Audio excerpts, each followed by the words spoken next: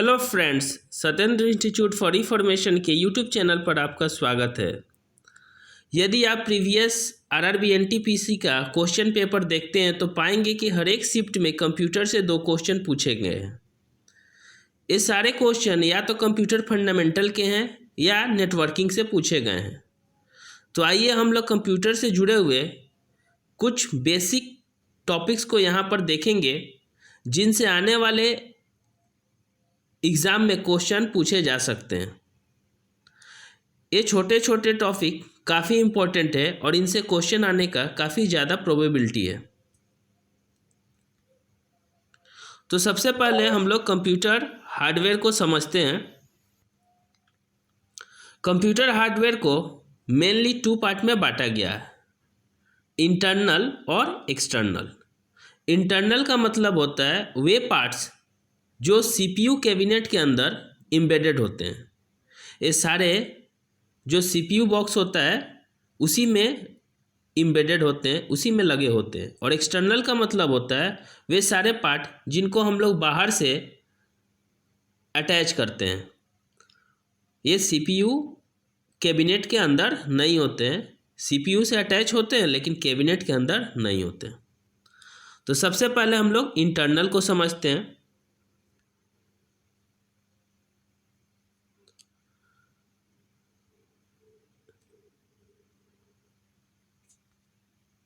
Internal के अंदर आपको मिलेगा, सबसे पहले मिलेगा सीपीयू, जिसे सेंट्रल प्रोसेसिंग यूनिट इसका फुल फॉर्म होता है और इसे ब्रेन ऑफ कंप्यूटर कहते हैं। इसे सिंपली प्रोसेसर भी कहा जाता है। तो आम भाषा में इसे हम लोग प्रोसेसर कहते हैं, लेकिन इसका पूरा नाम है सेंट्रल प्रोसेसिंग यूनिट। इंटेल एक कंपनी है जो प्रोसेसर बनाता है। मदरबोर्ड, कंप्यूटर का जो मेन सर्किट होता है या मेजर सर्किटरी होता है वह मदरबोर्ड है और इसे हम लोग हार्ट ऑफ द कंप्यूटर कहते हैं। रैम, इसका फुल फॉर्म हुआ रैंडम एक्सेस मेमोरी। यह एक प्राइमरी मेमोरी है और यह वोलाटाइल इन नेचर होता है।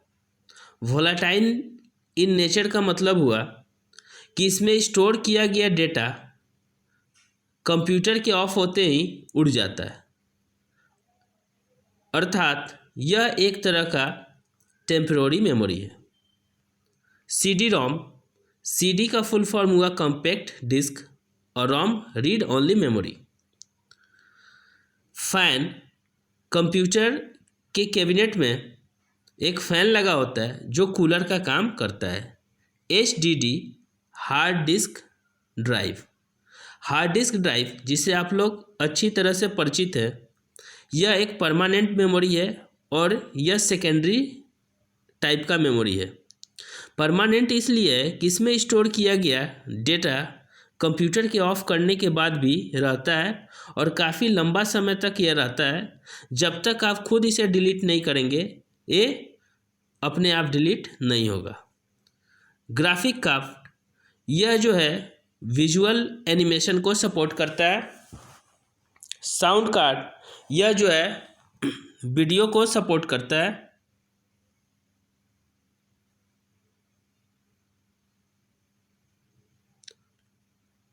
NIC, नेटवर्क इंटरफेस कार्ड, या इसे ही हम लोग ईथरनेट कार्ड कहते हैं।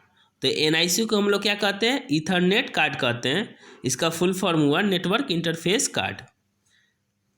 SMPS, switch mode power supply. SMPS जो है ये कंप्यूटर के पावर सप्लाई सिस्टम का नाम है और इसका फुल फॉर्म होता है स्विच मोड पावर सप्लाई। तो ये सारे पार्ट कंप्यूटर के कैबिनेट के अंदर होता है, इसीलिए इन्हें हम लोग इंटरनल हार्डवेयर कहते हैं। अब चलते हैं हम लोग एक्सटर्नल हार्डवेयर को समझने का कोशिश करते हैं। एक्सटर्नल हार्डवेयर मेनली 3 टाइप्स के होते हैं, इनपुट, आउटपुट और पेरिफेरल। इनपुट का मतलब होता है वे सारे हार्डवेयर कंपोनेंट जिनके द्वारा हम लोग कंप्यूटर को कोई डेटा इनपुट करते हैं, अर्थात जिससे होकर हम लोग कंप्यूटर से इंटरेक्ट करते हैं। आउटपुट का मतलब हुआ जो भी डेटा हम कंप्यूटर में इनपुट किए थे वो प्रोसेस होने के बाद हमको आउटपुट के रूप में मिलता है। पेरिफेरल डिवाइस ये वो डिवाइस है जो कि बाहर से आकर मेन सिस्टम से जुड़ते हैं। जैसे कि आप इसका एक एग्जांपल ले सकते हैं, पेन ड्राइव। पेन ड्राइव क्या हुआ है? एक पेरिफेरल डिवाइस है जिसे हमको अलग से जोड़ा जाता है। एक्सटर्नल हार्ड डिस्क ये भी एक तरह का पेरिफेरल डिवाइस है। तो सबसे पहले हम लोग इनपुट को समझते हैं। इनपुट दो नेचर का होता है, direct input, indirect input. Direct का मतलब हुआ कि जब भी हम लोग कंप्यूटर में डेटा को इनपुट करते हैं तो उसको किसी तरह के कोड कन्वर्जन का ज़रूरत नहीं पड़ता है। कहने का मतलब है कि कंप्यूटर डायरेक्ट मशीन लैंग्वेज के रूप में इसे इंटेक करता है। और इनडायरेक्ट का मतलब होता है जब भी हम डेटा को इंटर करते हैं तो सबसे पहले कोड कन्वर्जन होता है और यह जो कोड है मशीन लैंग्वेज में कन्वर्ट होने के बाद कंप्यूटर में इनपुट होता है। जैसे कीबोर्ड में जब भी हम कुछ टाइप करते हैं तो हम लोग या तो कोई नंबर को टाइप करते हैं या कोई इंग्लिश लेटर को टाइप करते हैं या स्पेशल सिंबल को टाइप करते हैं। लेकिन कंप्यूटर ना तो नंबर को समझता है ना इंग्लिश को समझता है, वो तो सिर्फ मशीन लैंग्वेज को समझता है। तो इसके बीच में एक कोड कन्वर्जन होता है जिसको हम लोग आस्की कहते हैं। ठीक है, तो ये आस्की कोड में कन्वर्जन होता है और फिर कंप्यूटर इसे इंटेक करता है। तो आइए सबसे पहले हम लोग डायरेक्ट को जानें। डायरेक्ट इनपुट के लिए जो डिवाइस हैं उन्हें हम लोग समझने का कोशिश करते हैं। डायरेक्ट इनपुट के लिए सबसे पहला डिवाइस होता है BCR, bar code reader. BCR का full form bar code reader. OCR, optical character recognition. याद रखिएगा रीडर नहीं है, यहाँ रिकॉग्निशन है। तो रीडर कब होगा और कब रिकॉग्निशन होगा इसको थोड़ा सा ध्यान रखिएगा। MICR, magnetic ink character recognition. OMR, optical mark reader. Optical mark जो आप लोग OMR शीट यूज करते थे एग्ज़ाम में, जिसमें आप लोग गोल गोल मार्क करते हैं, उसका फुल फॉर्म होता है ऑप्टिकल मार्क रीडर।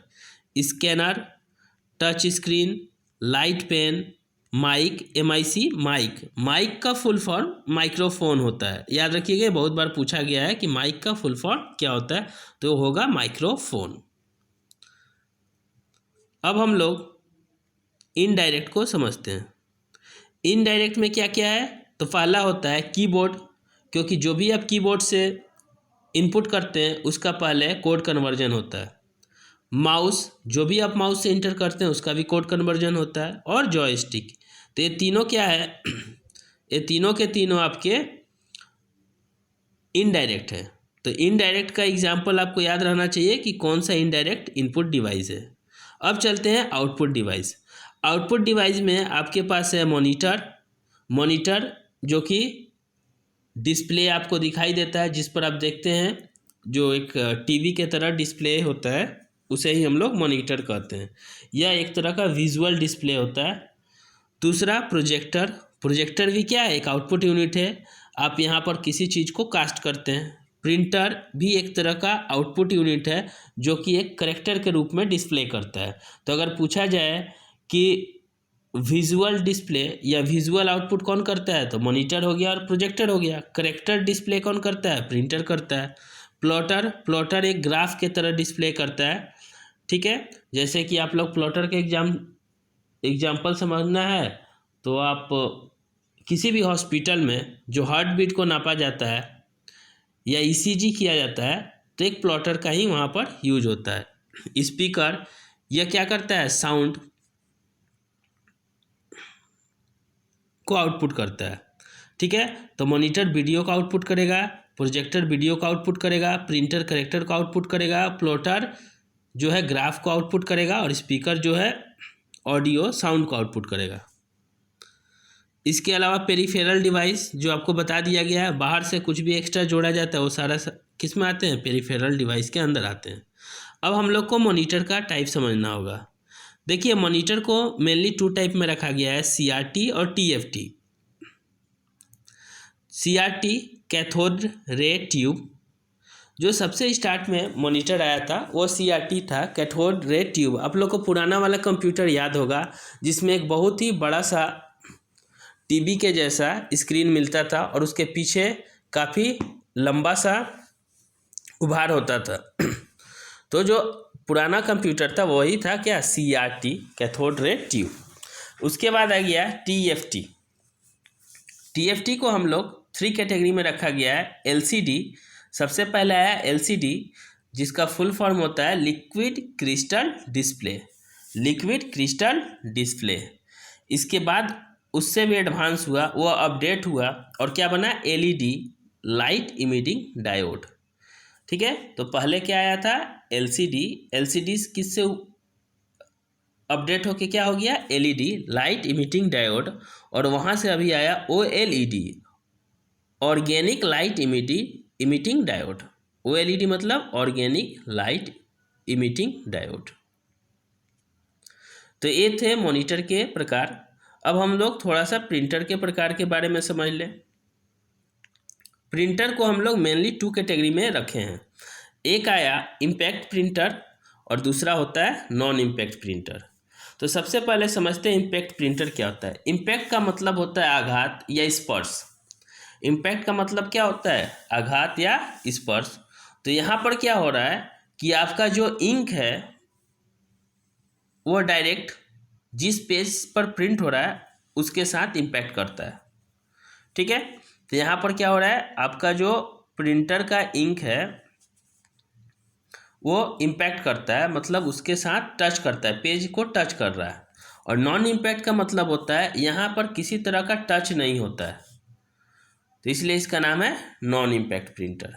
तो इम्पैक्ट के अंदर में क्या क्या आते हैं उन्हें हम लोग समझते हैं। डॉट मैट्रिक्स प्रिंटर, जिसको अभी भी टिकट काउंटर में यूज होता है। जो भी आप रेलवे का टिकट बुक करते हैं तो आपको जो टिकट मिलता है उसका प्रिंट देखिएगा, वो है डॉट मैट्रिक्स प्रिंटर होता है। इसको स्पीड को हम लोग CPS में कैरेक्टर पर सेकंड में नापते हैं। इसके स्पीड को किस में नापा जाता है, CPS, कैरेक्टर पर सेकंड में नापा जाता है। उसके बाद आता है ड्रम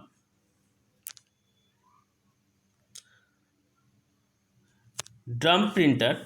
इसके स्पीड को हम लोग लाइन पर मिनट में नापते हैं। उसके बाद आया लाइन प्रिंटर, इसके भी स्पीड को हम लोग LPM, लाइन पर मिनट में नापते हैं। फिर आया डेजीविल, इसके स्पीड को हम लोग CPS में नापते हैं। CPS मतलब कैरेक्टर पर सेकंड में नापते हैं। बैंड प्रिंटर, इसको, और उसके बाद चेन प्रिंटर। तो ये सारे के सारे एग्जाम्पल हैं किसके, इम्पैक्ट प्रिंटर के। तो इम्पैक्ट के अंदर कौन कौन आ गया, dot matrix, drum, line, daisy wheel, band और चेन। ये देखिए बार बार क्वेश्चन पूछा जाता है कि इनमें से कौन इम्पैक्ट प्रिंटर है, इनमें से कौन नॉन इम्पैक्ट प्रिंटर है। तो इसको थोड़ा सा ध्यान से रखिएगा। Dot matrix, drum, line, daisy wheel, band, chain, ये सारे के सारे इम्पैक्ट प्रिंटर है। इम्पैक्ट क्यों है, क्योंकि यहाँ पर जो है प्रिंटर का जो प्रिंटिंग हेड होता है या इंक होता है वो पेपर को टच करता है। नॉन इम्पैक्ट, यहाँ जो प्रिंट हेड होता है या इंक होता है वो पेपर को टच नहीं करता है। नॉन इम्पैक्ट में कौन कौन से आते हैं उसे समझते हैं हम लोग। एक नंबर आया इंकजेट प्रिंटर। इंकजेट प्रिंटर एक नॉन इम्पैक्ट प्रिंटर है। लेजर प्रिंटर जो है इसको हम लोग PPM में मेजर करते हैं। ठीक है, और ये सबसे ज़्यादा यूज होने वाला और सबसे फास्ट प्रिंटर है, फास्टेस्ट है। ठीक है, तो मॉडर्न हम लोग जो प्रिंटर यूज करते हैं अभी वो कौन सा है, मैक्सिमम लेजर प्रिंटर को यूज करते हैं, सबसे मॉडर्न प्रिंटर है। ठीक है, और ये सबसे फास्ट होता है। नॉन इम्पैक्ट में अभी कुछ और भी तरह के प्रिंटर आए हैं, जैसे होता है bubble jet printer. Bubble jet printer का यूज हो रहा है। इसका यूज कहाँ हो रहा है, आप लोग देखते हैं ना, कप को प्रिंट किया जा रहा है या बॉल के ऊपर प्रिंट बनाया जा रहा है, ये सब बबल जेट का प्रिंटर है।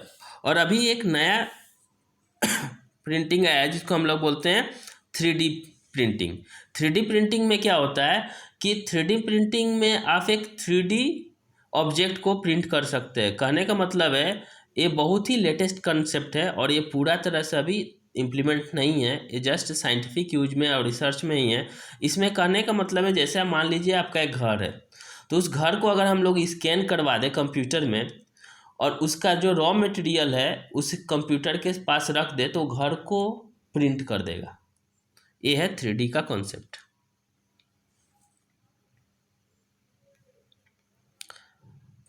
इसके अलावा आउटपुट डिवाइस में आपको प्लॉटर भी आता है और स्पीकर भी आता है और पेरिफेरल डिवाइस आपको बता दिया गया है।